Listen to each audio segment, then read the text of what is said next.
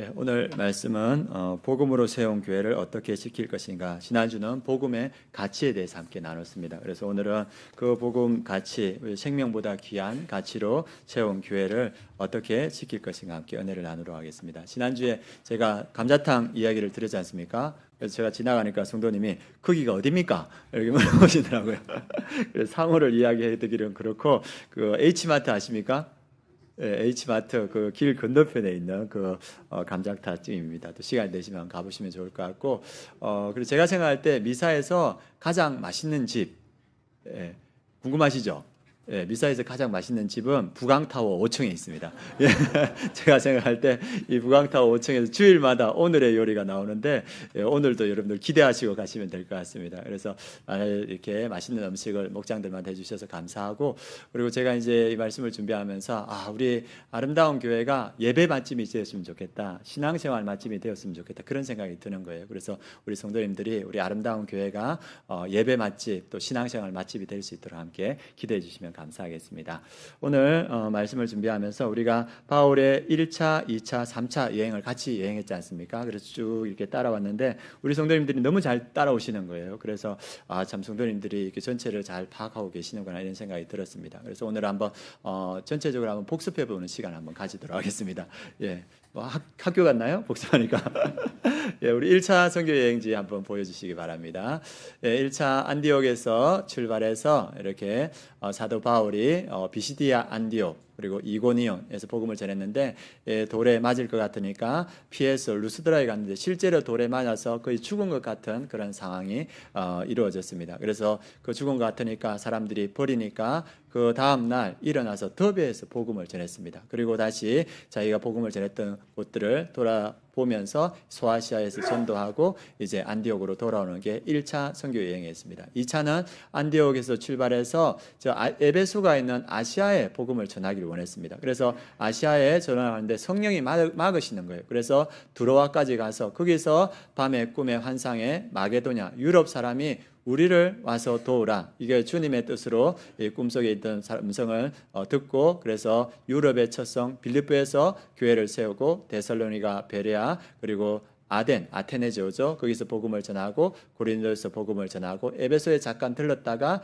이 가이사랴 그리고 이 안디옥으로 이렇게 돌아옵니다. 그래서 바울의 2차 선교 여행은 유럽을 중심으로 선교 여행이 이루어졌습니다. 그리고 마지막으로 3차 선교 여행은 안디옥에서 출발해서 에베소, 아시아의 수도라고 할 수 있는 에베소에서 3년 동안 이 복음을 전했습니다. 그리고 3년 정도 복음을 전하고 나서 이제 드로아 2차 선교 여행지였던 빌립보, 데살로니가, 고린도 이렇게 들렀다가 이제 밀레도까지 왔습니다. 그래서 오순절이 되기 전에 이제 예루살렘에 가서 복음을 전하기를 원했는데 시간이 여의치 않는 거예요. 그래 3년 동안 이렇게 사랑으로 세웠던 에베소 교회 성도님들을 보고 싶은데 시간이 안 되니까 에베소 장로들, 리더들을 부릅니다. 그래서 그 리더들과 밀레도에서 같이 만나고 그리고 그 에베소 장로들에게 부탁하는 내용이 오늘 내용에 이어지는 내용입니다. 그래서 이 사도 바울이 에베소 장로들에게 나는 다시는 너희들 얼굴을 못 볼 것이다. 이제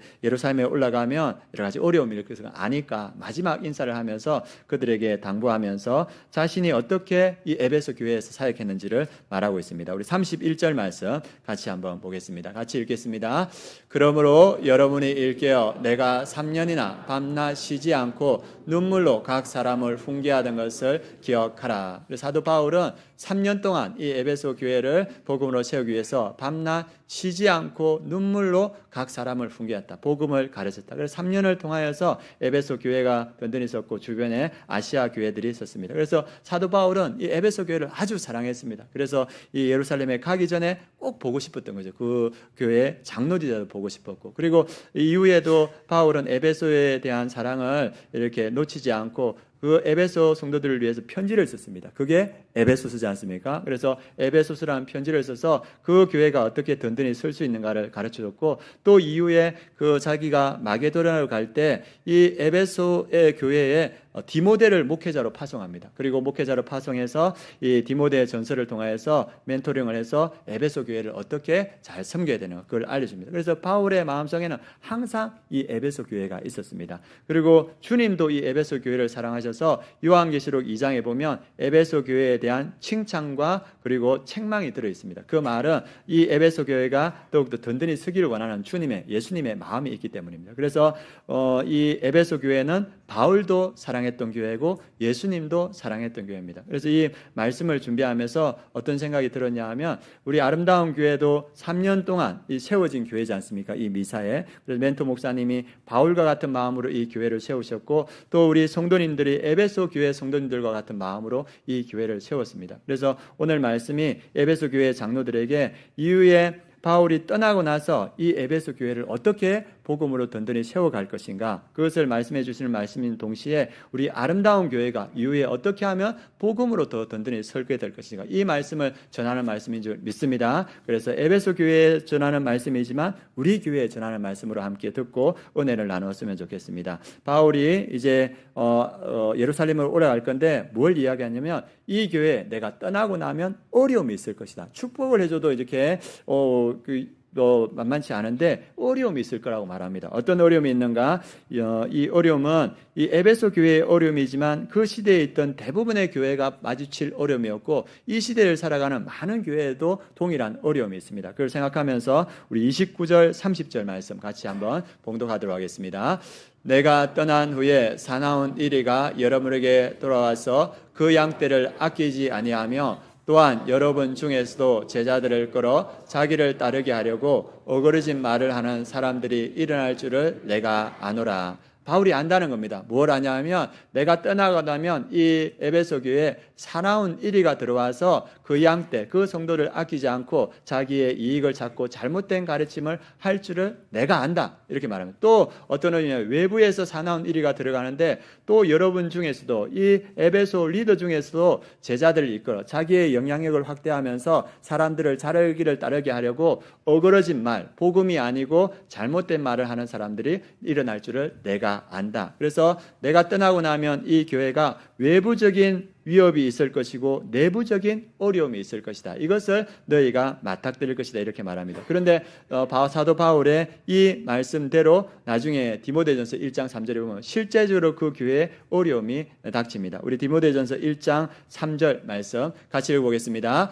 내가 마게도냐로 갈 때 너를 권하여 에베소에 머물러 것은 어떤 사람들을 명하여 다른 교훈을 가르치지 말며 그래서 그 교회에 복음으로 세워진 그 교회에 어떤 사람들 다른 교훈을 가르치는 사람 복음 외에 다른 교훈을 가르쳐서 이 성도들을 혼란케 하고 분열케 하고 그리고 자기의 이익과 자기의 존재감을 나타내려고 하는 그런 사람들이 나타났습니다. 우리가 생각할 때 아니 복음으로 사도 바울이 3년 동안 그렇게 세웠는데 왜 이런 어려움이 나타날까? 그래서 우리가 생각할 수 있는데 사도 바울은 에베소서라는 그 편지를 통해서 이 어려움이 왜 나타나는가? 그 어려움의 본질에 대해서 우리에게 말해주고 있습니다. 에베소서 6장 10절에서 12절 말씀 같이 읽겠습니다. 겉으로 너희가 주 안에서와 그 힘의 능력으로 강건하여지고 마귀의 관계를 능히 대적하기 위하여 하나님의 전신갑주를 입으라. 우리의 씨름은 혈과 육을 상대하는 것이 아니요 총치자들과 권세들과 이 어둠의 세상 주관자들과 하늘에 있는 악의 영들을 상대함이라. 그래서 사도 바울이 이 교회에 말해주는 거 뭐냐 하면 너희들에게 그 외부적인 어려움 내부적인 어려움이 있는데 이거는 너희들이 혈과 육 사람의 문제가 아니다. 그걸 넘어서 영적인 전쟁 가운데 있다. 그것을 말해주고 있습니다. 혈과 육 우리는 이 교회 안에서 어려움이 생기고 문제가 생겨나면 저 사람과의 문제라고 생각하는데 사도 바울은 그 사람과의 문제이기도 하지만 그 뒤에 영적인 힘과의 싸움이다 이렇게 말합니다. 우리 가정에서도 동일하게 우리의 가족들과 문제가 있을 때 그 사람과 우리가 싸우지 않습니까? 그런데 성경은 뭐냐 하면 혈과 육의 문제가 아니다. 그 뒤에 영적인 그러한 세력과의 영적인 싸움이다. 이것을 말해주고 있습니다. 그래서 사람과 싸우면 분열이 나고 사탄은 그 분열을 통하여서 교회를 어렵게 하고 가정을 어렵게 합니다. 그래서 우리가 생명의 삶에서도 영상을 하나 보셨는데 있는데 거기에 보면 영적 전쟁이 어떻게 일어나게 되고 그것을 어떻게 하면 승리할 수 있는가 그것을 보여주는 영화가 있는데 제가 나중에 단톡방에 하면 또 올려드리겠습니다. 그래서 이 사도 바울이 뭐라고 말하냐면 너희 교회에 지금 어려움이 있는 것 그것은 영적인 전쟁 가운데 있기 때문이다. 그것을 잘 이겨야 너희들이 복음 가운데 설 수 있다 이렇게 말합니다. 그러면 영적 전쟁, 외부의 일이와 내부의 어려움을 일으키는 사람들 이와의 영적 전쟁을 어떻게 이겨나갈 수 있는가? 사도 바울은 교회 장로들에게 리더들에게 먼저 말합니다. 28절 말씀 같이 한번 읽어보겠습니다.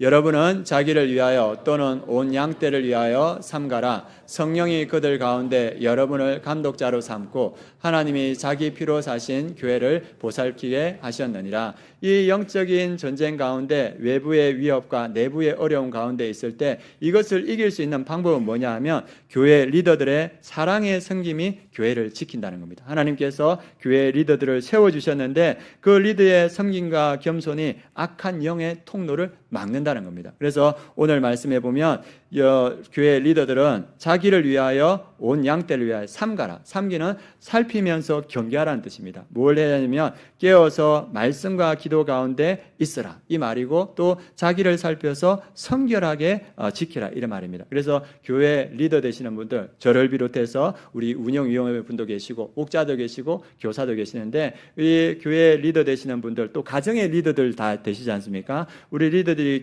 생각해야 되는 것은 삼가라 깨어서 경계해서 말씀과 기도 가운데 우리가 서 있어야 된다. 그리고 나의 성결함을 지켜야 된다. 나의 영향력이 공동체의 영향으로 미치기 때문입니다. 그리고 하시는 말씀이 교회의 리더들은 사람이 세운 것이 아니라 오늘 말씀해 보면 성령이 그들 가운데 여러분을 감독자로 삼고 성령님께서 그 교회 리더들을 세웠다고 말합니다. 그래서 그 리더들은 감독자들은 하나님이 자기 피로 사신 교회를 보살피게 하시느니라. 우리 리더들을 세우신 이유가 뭐냐면 하나님께서 피로 사신 교회, 피 흘려서 세우신 그 교회를 보살피게 하기 위했다. 그러면 그것을 구체적으로 우리가 삶에서 어떻게 실천할 수 있는가? 35절 말씀에 잘 나와 있습니다. 우리 35절 말씀 같이 읽어보겠습니다.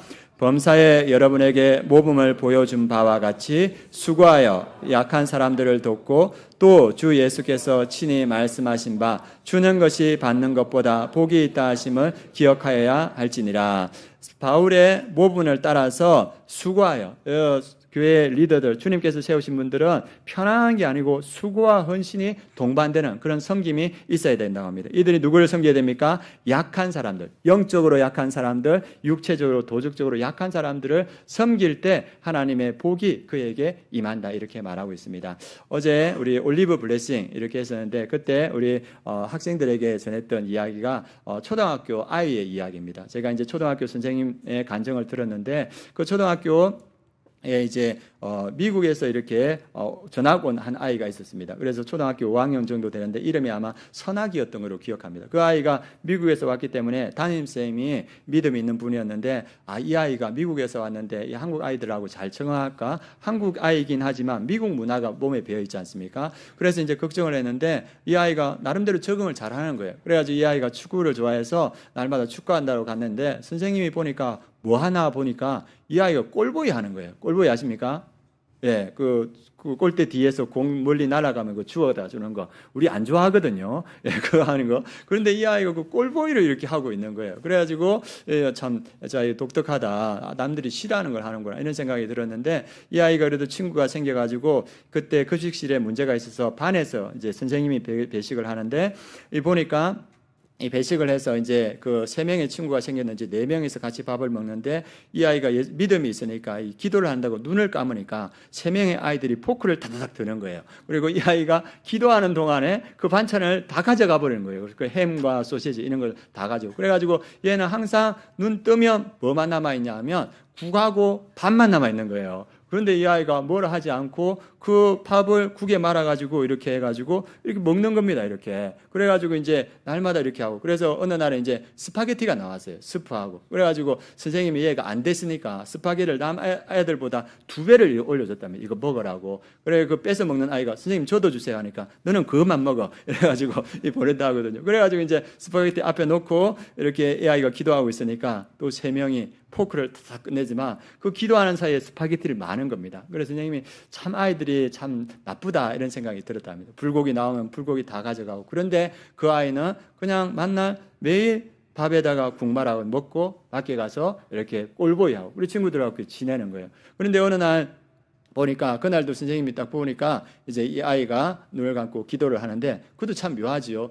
식판을 잡고 반찬을 얹고 이렇게 기도를 하든지 그러면 우리 같으면 그러지 않겠습니까? 어르신은 옛날에 태대 이래가지고 얘는 그리 안 하는 거예요. 항상 이렇게 기도를 하는 거예요. 그래 그날도 이 아이가 이렇게 기도를 하는데, 두 명의 아이가 포크를 탁 들어가지고 반찬을 딱 끌어가는데, 그 세 명 중에 한 명 리더십 아이가 탁 치면서 그러지 마 이러면서 우리도 같이 기도하자 이렇게 된 거예요. 그래가지고 그 세 명의 아이들이 거기서 기도를 하면서 그 다음 날 또 매일 이렇게 같이 기도하는 거예요. 그러다가 근데 그해 12월 25일 날 이 세 명이 선아기를 따라서 선아기가 다니는 교회에 가게 되고, 그 이후로 이 아이들이 신앙생활 쭉 이어갔대요. 그래서 선생님이 하는 이야기가, 이 아이들이 나중에 나이가 들어서 그 세 명 중에 한 명은 신학교에 가게 되고 전도사님이 되었다, 이 얘기를 하더라고요. 이 초등학교 5학년 아이 섬기가 배품이 자기도 모르게 됐는데, 그것에 이 세 명의 친구들이 동화가 됐는 거예요. 그래가지고 자기가 나누어진 그것을 통하여서 이 초등학교 5학년 아이가 3명의 영혼을 구원했습니다. 그래서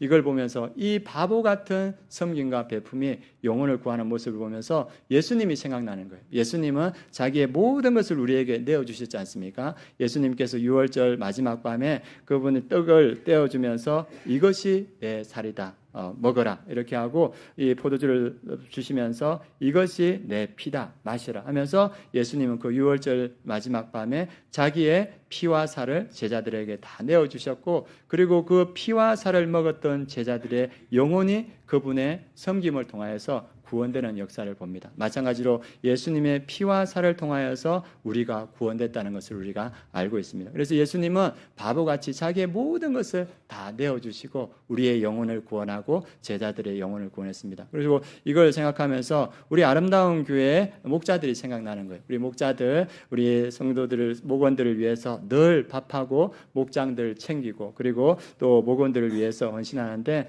그 예수님께서 다 내어주는 그런 모습과 이 오브랩이 됐습니다. 그래서 이 목자들의 헌신을 통하여서 우리 목원들이 영이 살찌고, 그리고 또 이 영혼들이 구원되는 일들, 그게 예수님의 섬김과 같은 섬김이라 생각합니다. 그래서 교회는 어떻게 복음으로 세워지는가? 리더들의, 목자들의 헌신을 통해서 교회는 세워진다. 우리 교회 목자분 중에 한 분이 그 얘기를 이렇게 들었습니다. 있었던 이야기. 한 분이 이제 목장을 위해서 복날이었던 것 같아요. 복날이어서 이렇게 다 이렇게 해서 뭘 할까 하다가 삼계탕을 해야 되겠다. 그래가지고 그분이 삼계탕을 이렇게 쭉 준비를 했는데, 그래 목원 수만큼 이렇게 준비를 했는데, 그날 목장 모임에 아무도 안 왔대요.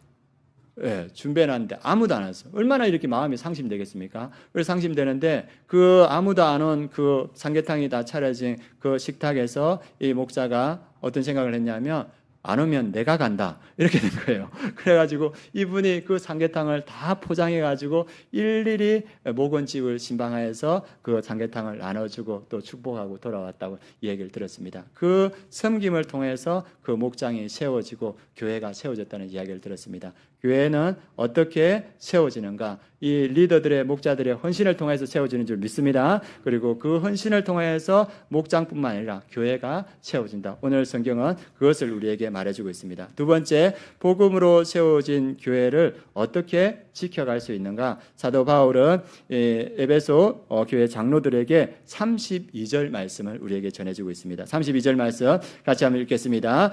지금 내가 여러분을 주와 및 그 은혜의 말씀에 부탁하노니 그 말씀이 여러분을 능히 든든히 세우나 그렇게 하심을 입어 모든 자 가운데 기업이 있게 하시리라. 너희들에게 내적으로 외적으로 영적인 그러한 어려움들, 영적인 전쟁이 있을 건데, 너희들이 거기서 승리하기 위해서는 뭘 해야 되냐? 내가 여러분을 주와 및 그 은혜의 말씀에 너희들을 맡긴다 이렇게 말합니다. 그 말씀이 여러분을 능히 든든히 믿음으로 세워서 거룩하게 하심을 입은 모든 자 가운데 기업이 있게 하시리라. 그 말씀이 너희들을 구원할 것이다. 그 말씀이 너희들이 하나님의 나라를 유업으로 받게 할 것이다 이렇게 말합니다. 그래서 은혜의 말씀은 거짓 교훈을 분별하게 하고 마음을 지키게 하는 그러한 역할을 하기 때문에 사도 바울은 다른 데 맡기지 않는 겁니다. 이 에베소 교회 장로들과 그 교회를 말씀에 든든히 맡긴다. 그래서 우리가 살아갈 때 우리의 영혼을 지키고 우리의 신앙을 지키는 것은 말씀인 줄 믿습니다. 말씀이 우리의 분별력이 된다고 이렇게 말씀하고 있습니다.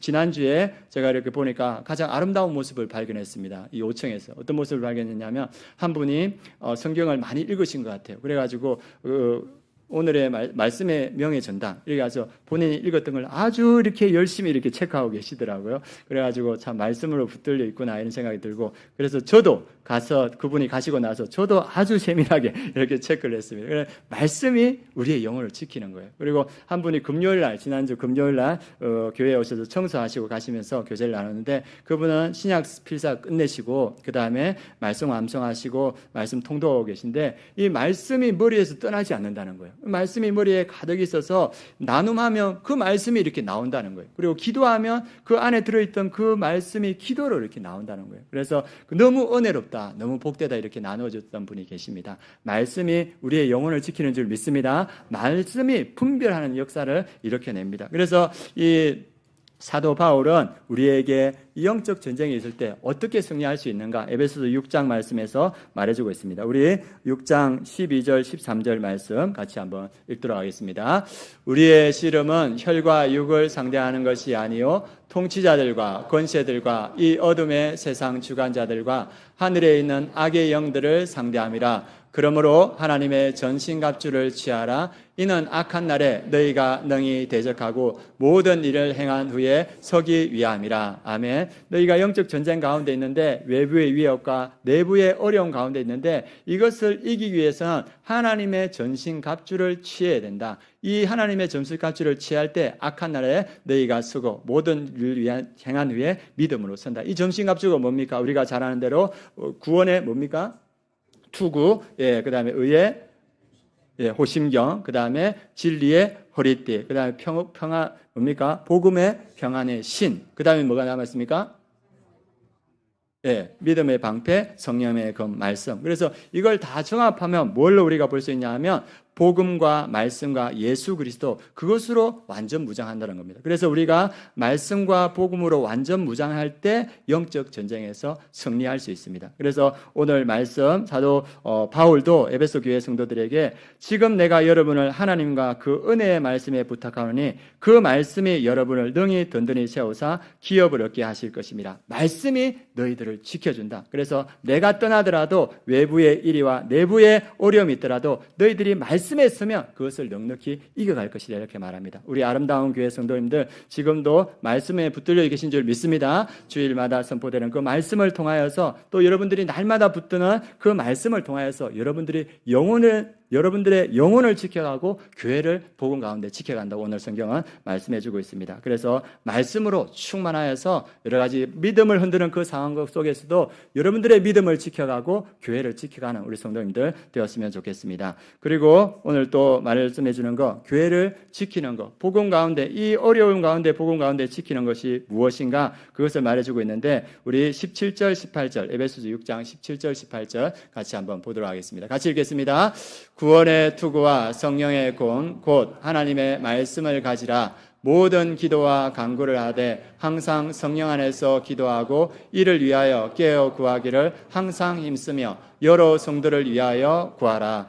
전신갑주, 복음과 말씀으로 충만하라 하고 나서 그 다음에 사도 바울이 영적 전쟁에서 이기기 위해서는 기도하라. 기도와 간구를 하되 성령 안에서 너희들이 기도하고 이를 위하여 깨어 구하여 여러 성도들을 위하여 구하라. 이 교회가 복음 가운데 서기 위해서는 어떤 게 필요합니까? 기도가 필요하다는 겁니다. 기도는 하나님의 능력이 실제로 작동되는 열쇠이기 때문에 이 교회를 지켜가기 위해서, 우리의 믿음을 지켜가기 위해서는 뭐가 필요하다? 기도가 필요하다. 그래서 기도 가운데 우리가 교회를 널널히 지켜갈 수 있다 말합니다. 우리가 와서 저희가 갈 때 이렇게 수요 예배 기도가 뜨겁고 새벽 기도가 뜨겁더라고요. 그래서 제가 보니까 새벽마다 예배하는 기도하는 우리 교사들을 통해서 우리 다음 세대가 지금 서가고 있고, 또 우리 장로님들과 우리 성도님들의 그 기도, 새벽마다 하는 기도, 수요일마다 하는 기도로 우리 교회가 서가는 줄 믿습니다. 그리고 목자들의 기도를 통해서 목장들이 든든히 서가는 줄 믿습니다. 저희가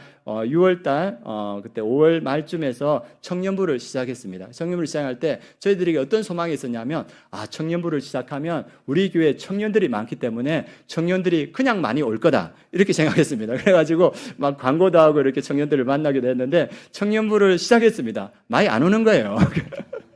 예, 그래가지고 이제 많이 오면 5명, 3명 이렇게 와서 청년들 모임을 하고 있는데, 그래서 박정호 집사님 부부하고 저희하고 이래서는 안 되겠다. 그래가지고 어떻게 했냐면 기도해야 되겠다. 그래 목요일 저녁마다 저희가 줌으로 해서 1시간 안팎으로 기도했습니다. 한 달 정도 됐거든요. 그리고 기도하니까 청년들이 이렇게 저렇게 해가지고 한 명씩 오는 거예요. 그래서 저희들이 느끼는 게 뭐냐 하면, 교회를 세우는 것은 기도다. 기도가 교회를 세우는 줄 믿습니다. 그래서 우리 성도님들이 기도로 우리 교육부서를 세워가고, 기도로 목장을 세워가시고, 또 기도로 가정을 세워가는 우리 성도님들 되었으면 좋겠습니다. 제가 기도로 교회를 세운다는 거에 관련돼서 들었던 은혜의 간증 중에서 유기성 목사님이 하시는 이야기를 들었습니다. 유기성 목사님이 선한 목자교회에 가셨지 않습니까? 그래, 교회에 어려움이 있었는데, 그 교회에 왜 어려움이 있었냐면 성전 건축을 했는데 성전 건축에 너무나 많은 재정이 들어가서 교회가 너무 어려운 거예요. 그래서 성전 건축하고 그 전 목사님이 이렇게 나가시게 되고, 그 다음에 유기성 목사님 오셨는데, 그분이 말씀하시는 게 자기는 그 성전 건축 때문에, 교회 건축비 때문에 숨을 쉬기 어려운 지역이었다, 이렇게 말했습니다. 그래서 그 이자를 갚는데 급급한 거예요, 교회가. 그런데 이제 그 이자를 갚기에 급급한 그 교회가 2008년에 외환 위기가 왔지 않습니까? 미국에서 시작해가지고 이 외환 위기가 한국까지 영향을 미쳐서 성도들의 삶이 더 어려워지는 거예요. 그래서 이제 첫 해가 시작되면 이 목사님이 성도님들에게 이 교회 건축 빚을 갚기 위해서 헌금을 하셔야 됩니다. 동요를 해야 되는데, 외환 위기가 닥치니까 성도들에게 더 이야기하기 어려운 거예요. 그래서 교회가 어려움이 있으니까 이걸 어떻게 해야 되냐. 그래서 그 목사님이 기도하고 저는 차마 성도들에게 이런 상황 가운데 성전 건축 헌금을 하라고 말할 수 없습니다. 이렇게 기도하는데 하나님께서 딱 한 줄 마음을 주시더라면, 어떤 마음을 주시냐면, 헌금하는 것이 기쁜 사람만 헌금하게 하라. 그 마음을 주시는 거예요. 그래서 이 목사님이 그 마음을 받고 나 놀랐습니다. 아니, 헌금하는 사람이 기쁜 사람이 어디 있겠어? 헌금 안 하는 사람들 독려해가지고 헌금해라고 더 이게 재촉해야 될 텐데, 헌금을 기쁘게 하는 사람에게 헌금해라. 그런데 이분이 보니까 정말로 헌금하기를 기뻐하는 사람이 있고, 그리고 헌금하지 말라까 걱정하는 사람이 조금 보이는 거예요. 그래서 이분이 용기를 얻어가지고 주부에 뭐라 했냐면, 2월 첫째 주 주일 저녁 예배는 헌금하기를 기뻐하는 사람만 오십시오. 주부에 그렇게 광고를 했습니다. 그리고 뭐라 했냐면, 그날 건축 헌금 작정합니다, 이렇게 냈어요. 여러분들 가시겠습니까? 안 가시겠습니까? 여러분들 가시겠습니까? 안 가시겠습니까? 예, 한번 여쭤보겠습니다. 가시겠습니까? 안 가시겠습니까? 예, 웃으신 분은 오실 줄 믿습니다. 예. 예, 그래가지고 이렇게 내고 나서 이분이 이제 걱정이 되는 거예요. 100명 올까? 많아봤자 200명. 그래가지고 걱정하면서 그 둘째 주 저녁, 그러니까 2월달 첫째 주 저녁 그 예배에 갔는데 몇 명이 왔냐면 1000명이 왔대요. 1000명이 와서 그곳에서 같이 예배드리고 헌금 작정하고, 그리고 그날 이후로 이 선한 목자교회 그 상환이 이루어졌대요. 원건 상황이 그때부터 이루어졌습니다. 그래서 이 유기성 목사님이 그때 고백하는 말이 이런 고백을 하셨습니다. 그때 제 눈에는 너무 힘든 일처럼 보였고 제 생각에는 일이 더 안 되는 것처럼 여겨졌지만 하나님의 계획은 전혀 달랐습니다. 끝까지 기도하고 또 기도하며 나아가니까 주님은 결국 주님의 일을 이루셨습니다. 하나님은 반드시 그렇게 하십니다. 교회를 위해서 기도하니까 하나님께서 길을 여셨다. 그래서 복음으로 세워진 교회를 지키는 길이 기도인 줄 믿습니다. 성령 충만 안에서 기도할 때 하나님께서 그 교회를 지키시고, 그리고 성도들이 그 말씀에 붙들려 있을 때 혼미하지 않고 분별력을 가지고 그 교회를 지킬 수 있습니다. 그리고 하나님께서 성령께서 세우신 우리 교회 리더들이 헌신하며 섬길 때 이 교회가 복음으로 든든히 선다고 성경은 오늘 우리에게 말해주고 있습니다. 오늘 마지막으로 영적 전쟁을 잘 말해주는 그 말씀으로 오늘 마치도록 하겠습니다. 영적 전쟁을 가장 잘 말씀해 말씀해 주는 말씀이 출애굽기 17장 말씀입니다. 출애굽기 17장에 보면 애굽에서 이 탈출한 그 이스라엘 백성들이 그 르비딤이라는 그곳에 왔는데 거기서 누구하고 싸우냐면 아말렉이라는 그 족속들하고 싸우게 됩니다. 아마 다 기억하실 겁니다. 그래서 이 아말렉과 이스라엘 백성들이 싸우는데 이 싸우는 모습을 출애굽기 17장 8절에는 그때 아말렉이 와서 이스라엘과 르비딤에서 싸우니라. 객관적으로 설명을 한 거예요. 그 르비딤이라는 그곳에서 이스라엘 백성과 아말렉이 지금 싸웠다. 그걸 갖다가 객관적으로 이야기하고 있습니다. 그런데 그 싸움이 일어날 때 그 성경에는 무엇을 그 다음에 묘사하냐면 모세와 아론과 훌이 산 꼭대기로 올라갑니다. 그리고 그곳에서 이 모세가 기도하고 아론과 훌이 그를 돕고 그렇게 이제 기도하는 모습이 나옵니다. 그리고 나서 승리하는데 그 다음에 이 모든 일이 끝나고 나서 출애굽기 17장 16절에 이 전쟁이 어떤 전쟁이었는가를 영적인 눈을 열어서 우리에게 보여줍니다. 우리 출애굽기 17장 16절 말씀 같이 한번 읽겠습니다. 이르되 여호와께서 맹세하시기를 여호와가 아말렉과 더불어 대대로 싸우리라 하셨다 하였더라. 예, 분명히 8절에서는 이스라엘과 아말렉의 싸움이었는데 모세와 아론과 훌이 기도할 때 하나님은 뭐라 하냐면 여호와가 아말렉과 더불어 대대로 싸우리라. 하나님과 아말렉의 싸움이 됐다는 겁니다. 우리가 기도할 때 하나님이 싸우시는 줄 믿습니다. 우리가 교회를 위해서 기도할 때 하나님이 교회를 위해서 싸워주시고 우리가 가정을 위해서 기도할 때 하나님께서 가정을 위해서 싸워주신다 이렇게 말합니다. 이 믿음으로 기도하는 우리 성도님들 되시기를 원합니다. 그래서 이 시간 우리가 이 믿음으로 우리가 기도할 때 하나님이 우리를 위해서 우리 교회를 위해서 싸워주신다. 이 믿음으로 함께 찬양하시겠습니다.